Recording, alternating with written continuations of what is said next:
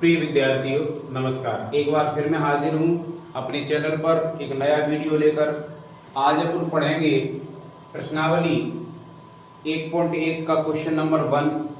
इस प्रश्नावली के इस क्वेश्चन को करने से पहले मैं एक बात आपको स्पष्ट रूप से स्पष्ट कर देना चाहता हूँ, ताकि आपके जो क्वेश्चन आगे करोगे वो पूर्ण रूप से समझ में आए। तो देखिए, सामान्य तथ्य मैंने एक लिखा है।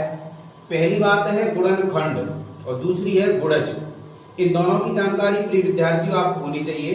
तो देखिए, यदि ए बी को पूर्णतः विभक्त कर दे तो ए को बी का गुणनखंड कहते हैं तथा बी को ए का गुणज कहते हैं। ये बात आपको समझ में आनी चाहिए कि गुणनखंड क्या होता है और गुणज क्या होता है। ये परिभाषा के रूप में इस प्रकार से, जैसे एग्जाम्पल मान के चलते हैं कि 5 और 15 में अपन देखते हैं तो 5 जो है वो 15 का गुणनखंड है। गुणनखंड क्यों है? क्योंकि 5 से 15 पूर्णतः विभाजित है, इसका ये फैक्टर है, इसमें यह समाहित है, ठीक है।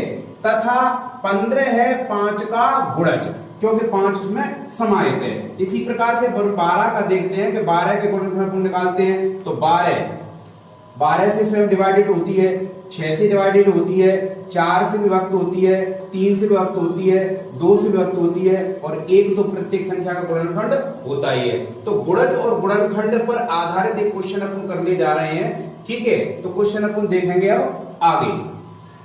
देखिए प्रिय विद्यार्थियों, अब अपन क्वेश्चन की तरफ आगे बढ़ते हैं। तो क्वेश्चन इस प्रकार से है कि निम्नलिखित संख्याओं को अभाज्य गुणनखंडों के गुणनफल के रूप में व्यक्त करना है। कहने का आशय है कि जो संख्याएं आपको दी गई हैं क्वेश्चन में, उन संख्याओं के आपको गुणनखंड निकालने हैं। ये संख्याएं आपकी गुणज के रूप में दी गई हैं। तो कैसे ज्ञात करेंगे? विभाज्यता के नियमों के आधार पर आप आराम से छोटे छोटे सवालों को आसान तरीके से हल कर सकते हो, ठीक है। तो देखिए, सबसे पहले क्वेश्चन नंबर 1 लेते हैं, ये है 140। सबसे पहले क्वेश्चन को लिखो, फिर हल लिखो, उसके बाद इसको हल करेंगे। तो हल करने से पहले इसके क्या निकालने हैं? गुणनखंड निकालने हैं, ठीक है। तो अपन जानते हैं कि सबसे पहले इसको विभाजित करेंगे, विभक्त करेंगे 2 से। 2 से क्यों विभक्त करेंगे? क्योंकि इस संख्या का अंतिम अंक 0 है। मैंने अपनी पहली वीडियो में आपको बताया था कि जब किसी संख्या का अंतिम अंक 0, 2, 4, 6 और 8 होता है तो वह संख्या सम होती है, और जो संख्या सम होती है वो 2 से विभाजित होती है। 2 के अलावा यदि विषम संख्या होगी तो उसका अंतिम अंक 1, 3, 5, 7 होगा। इसके अलावा 5 किसी अंक का संख्या 0 या 5 होता तो 5 से विभाजित होती है। ये सारे नियम विभाज्यता के आधार पर बताएं। तो उसी प्रकार से इनके अपन क्या करेंगे? फैक्टर करेंगे। तो देखिए, सबसे पहले इसको 2 से विभाजित करते हैं तो 2 का पाड़ा इसमें देंगे तो 70 बन जाएगा, ठीक है। अब ये भी सम संख्या है तो फिर इसको 2 से डिवाइड करेंगे, ठीक है। तो अपन को 35 मतलब 35 प्राप्त होगा। अब 35 जो संख्या है वो विषम संख्या है, तो 2 से विभाजित तो नहीं होती, ना ही वो 3 से विभाजित होगी। तो अब इसको करेंगे 5 से विभाजित, तो ये 5 से विभाजित होगी बेटा 7 बार। फिर 7 एक अभाज्य संख्या है जो स्वयं 7 से ही विभाजित होती है, तो 7 से इसको विभाजित करेंगे, उसके बाद जाएगा जी 1 बार, ठीक है जी। इस प्रकार से 140 के अपन को गुणनखंड जो प्राप्त हुए 2, 2, 2, 5 × 7, इनको अपन फैक्टर के रूप में लिखेंगे। कैसे लिखेंगे देखिए आगे। तो 140 को सबसे पहले लिखना है, उसके समकक्ष उसके सामने अपन को लिखने ये गुणनखंड जो 140 के गुणनखंड है। तो 2 × 2 × 5 × 7, ठीक है। फैक्टर के रूप में या गुणनखंडों के रूप में अपन चाहे तो ऐसे लिख सकते हैं। और एक और तरीका, इसको आगे और नीचे थोड़ा सा और हल करेंगे तो अपन क्या करते हैं? पावर के रूप में। जैसे 2 है तो 2 कितनी बार आया है यहाँ पर? तो 2 बार। तो 2 पर घात कितनी होगी? 2 का। अब 5 एक बार आया है तो 5 एक ही बार रहेगा, 7 एक बार तो 7 एक ही बार रहेगा। यही आपका क्या माना जाएगा? आंसर माना जाएगा। लीजिए, बहुत आसान सा सवाल था, ये आपका कंप्लीट होता है। अब अपन लेते हैं अगले क्वेश्चन को। ये अगला क्वेश्चन है, ठीक इसी प्रकार से अपन को करना है।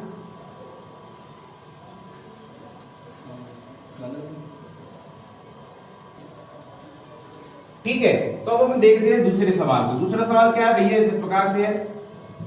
दूसरे सवाल में दिया है आपको 156। तो ठीक है, इसी को हल करना है। तो सबसे पहले अपन हल लिखेंगे, हल लिखने के बाद 156 को लिखेंगे। फिर जैसे अपन ने पहला सवाल किया था उसी प्रकार से इसके गुणनखंड निकालेंगे। तो यह भी सम संख्या है, 2 से विभाजित होगी, 2 का पाड़ा 15 में देंगे तो 7 बार। यहाँ से एक आंसर लग कैरी बचती है तो 16 बन जाएगा। तो ये आ गया 78। अब इसको 2 से फिर डिवाइडिंग करेंगे तो 2 तिया 6, 1 बचा, 1 यहां पर रखेंगे तो आ गया ये 9। ठीक है, अब इसको डिवाइडिंग करेंगे अपन 3 से तो 3 1 3, 3 तिका 9। ठीक है, फिर 13 एक अभाज्य संख्या है, इसको 13 से विभाजित करेंगे तो इस प्रकार से अपन को प्राप्त होगा 1। ठीक है, अब अपन को क्या करना है, 156 जो दिया गया है इसके फैक्टरों को इनके सामने लिखना है तो 2 गुणा 2 गुणा 3 गुणा 13। ठीक है, अब इसको उसी प्रकार से जैसे पहले लिखा था उसी प्रकार से लिखेंगे तो 2 पे पावर यहाँ पर 2 लगाएंगे इंटू 3 इंटू 13, यही आपका क्या होगा आंसर। इसी प्रकार से अपन आने वाले प्रश्नों को करेंगे। अब आगे आप देखिए तो तीसरा सवाल क्वेश्चन नंबर तीसरे का पहले का तीसरा देखिए, 38 25 संख्या प्राप्त हुई है तो विभाज्यता के नियम पहले अपन को थोड़ा सा अगर याद हो तो आपको याद रखना चाहिए, नहीं है तो देखो मैं बता देता हूं। ठीक है, जैसे 2 के लिए विभाज्यता का नियम होता है कि किसी संख्या का अंतिम अंक 0 हो, 2 हो, 4 हो, 6 हो या 8 हो। ठीक है, उसी प्रकार से 3 के लिए विभाज्यता का नियम होता है कि जो संख्या दी रहती है यदि संख्याओं का योगफल ठीक है 3 से विभाजित होता है तो वह संख्या भी 3 से क्या होती है, पूर्णतः विभाजित होती है। तो अपन चेक कर लेते हैं क्योंकि ये संख्या जो दी गई है आपको वो सम तो है नहीं, विषम संख्या है। अब विषम संख्या है तो कौन सी संख्या किस संख्या से कटेगी, थोड़ा सा आइडिया आपको होना चाहिए। ठीक है, तो 3 का नियम अपन लगा करके संख्या को विभाजित करेंगे। देखिए किस प्रकार से, 38 25 जो अपनी संख्या दी गई है 3825, 5 और 2 7 होते हैं, 7 में 8 जुड़ते हैं तो 15 होते हैं, 15 में 3 जुड़ते हैं तो 18 होते हैं, और 18 जो संख्या अपनी होती है वो 3 से विभाजित होती है। इसका मतलब यह संख्या भी क्या होगी, 3 से विभाजित होगी। तो इस प्रकार से संख्या को 3 से विभाजित करेंगे तो देखिए 3 एकम 3 1 प्राप्त हुआ, फिर अपन 3 का पारा 8 में देंगे तो 3 दूनी 6, यहाँ से अपनी 2 बचती है, 2 इसके सामने आएगी तो ये 22 बन जाएगी। फिर यहाँ पर सत्ते 21 होता है, फिर यहाँ से एक आंसर है यहाँ पर अपनी बचती है तो 5 15। ठीक है, अब फिर एक बार फिर 3 से इसको काटने का प्रयास करेंगे तो काटिए, 3 से विभाजित कीजिए, 3 12, फिर 3 दूनी 6, 1 बची, 5 15। ठीक है, यहां से संख्या 3 बार कटी। अब देखते हैं 3 से कटती है कि नहीं कटती है। तो योग्यता जो नियम मैंने बताया था उसको लगाएंगे, 5 हो तो कितना होता है 7, और 7 में अगर 4 जोड़ते हैं तो 11 होती है। 11 जो संख्या होती है वो 3 से विभाजित नहीं होती है। इसका मतलब ये संख्या यहां से आगे 3 से विभाजित नहीं होगी। 3 से विभाजित नहीं होगी तो इसका अंतिम अंक कितना दिया गया 5, तो 5 से विभाजित करके देखते हैं इसको।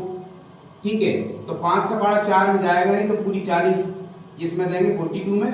ठीक है, तो 48 40 अपन को यहाँ पर 2 प्राप्त होता है, फिर 55 25, फिर इसको 5 से विभाजित करेंगे तो ये 17 बार, और 17 एक अभाज्य संख्या है जिसको काटेंगे तो अपन को प्राप्त होगा 1। इस प्रकार से 38 25 के अपन को गुणनखंड प्राप्त हुए। ठीक है, अब आगे अपन को लिखना है कि सबसे पहले 38 25 लिखना है, उसके बाद उसके गुणनखंड लिखने हैं। तो गुणनखंड इस प्रकार से 3 into 3 into 5 into 5 into 17। ठीक है, मतलब 3 गुणा 3 गुणा 5 गुणा 5 गुणा 17। ठीक है, तो 38 25 को दूसरे फॉर्म में अपन लिखेंगे तो 3 कितनी बार आया 2 बार, तो 2 की घात लगाएंगे, फिर इंटू लगाएंगे। 5 है, 5 कितनी बार आया 2 बार, तो 2 की घात लगाएंगे। 17 जो है वो एक बार ही आया है। ठीक है, तो एक बार ही लिख देंगे। इस प्रकार से जी आपका आंसर या उत्तर प्राप्त आपको हो जाता है। इसी प्रकार से आगे सवाल अपन करेंगे।